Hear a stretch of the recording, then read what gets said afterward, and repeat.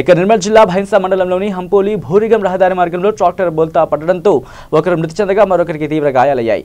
మటెగం నుంచి భూరిగంకు ఇసుక నింపడానికి వెళుతూ ఉండగా భూరిగం సమీపంలో ట్రాక్టర్ బోల్తా పడడంతో బాలాజీ అనే 35 ఏళ్ల వ్యక్తి అక్కడికక్కడే మృతి చెందాడు.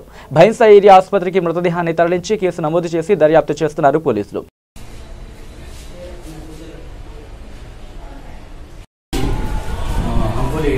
శివారంలో ఇసుక నింపడానికి ఈ మంగళపల్లి బాలాజీ మరి అతనితో పాటు ఇంకో వర్కర్స్ ఇద్దరు కలిసి పులిగా ట్రాక్టర్ నంబర్ AP01 CA 1534 మన ట్రాక్టర్పై ఇసుక నింపడానికి పులి పని మీద నిలిపేరు.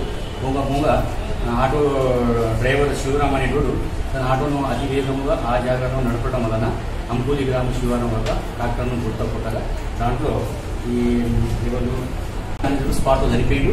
దీంట్లో ఆయనకు ఇంజూరీస్ అయినా ఆయనకు కుడికాలు జరిగినది. ఇప్పుడు ఆయన భైంసా ప్రైవేట్ హాస్పిటల్లో ట్రీట్మెంట్ చేస్తున్నారు.